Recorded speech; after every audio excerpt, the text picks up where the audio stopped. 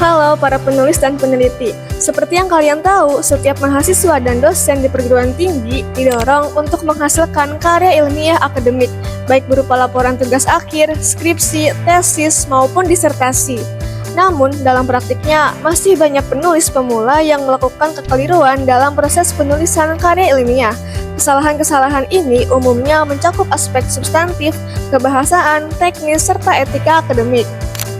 Kesalahan pertama yang paling sering dijumpai adalah ketidaksesuaian antara identifikasi masalah dan analisis penelitian.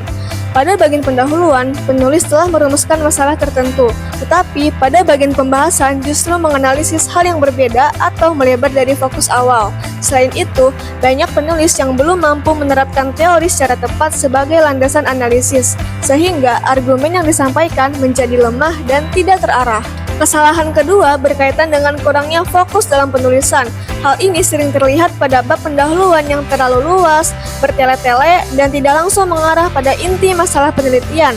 Padahal, pendahuluan seharusnya berfungsi sebagai pengantar yang jelas untuk membawa pembaca memahami konteks dan tujuan penelitian secara spesifik. Selanjutnya, masih ditemukan kelemahan dalam alur logika dan penalaran, yang ditandai oleh penyajian gagasan yang tidak runtut serta kurangnya keterkaitan antar paragraf. Hal ini umumnya disebabkan oleh kurangnya perencanaan struktur penulisan dan penguasaan terhadap kerangka berpikir ilmiah. Kesalahan berikutnya adalah kesalahan kebahasaan, terutama yang berkaitan dengan ejaan bahasa Indonesia.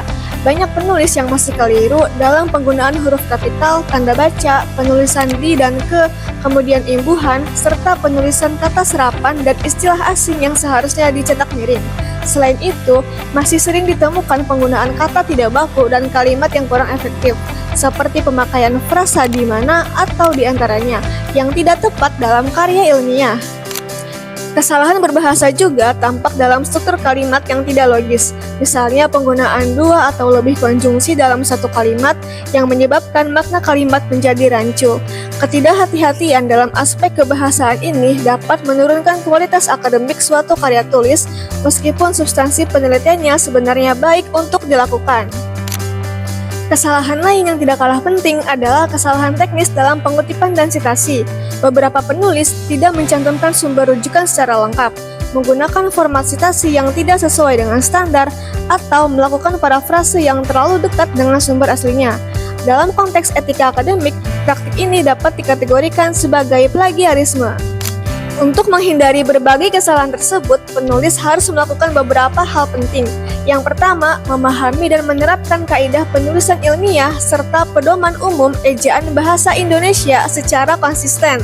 Yang kedua, memastikan setiap bagian tulisan tetap fokus dan relevan dengan masalah penelitian. Yang ketiga, menggunakan teknik pengutipan dan sitasi yang benar sesuai dengan standar akademik. Yang keempat, memanfaatkan alat bantu seperti pemeriksa ejaan dan perangkat mendeteksi plagiarisme. Dan yang terakhir, melakukan pemeriksaan ulang atau proofreading sebelum naskah difinalisasi. Dengan memahami kesalahan-kesalahan umum ini sejak awal, penulis pemula diharapkan mampu untuk menghasilkan karya ilmiah yang lebih sistematis, etis, dan berkualitas, serta memenuhi standar akademik yang berlaku. Sampai ketemu di video berikutnya ya!